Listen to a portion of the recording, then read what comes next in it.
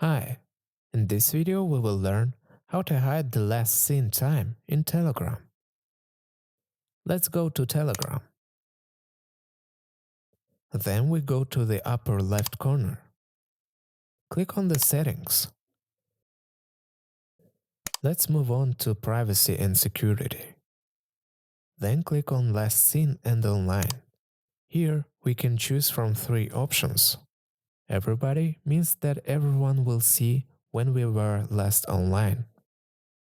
My contacts, only our contacts will see it. And nobody, this is the point that interests us. We can also add exceptions. In other words, people who will always see when we were online.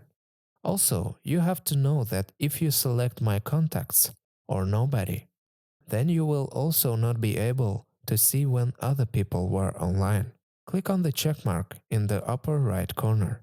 Now, people won't see when you were online last time. So if you log out, people will see that you were online recently, but the exact date won't be shown. Thank you all for watching.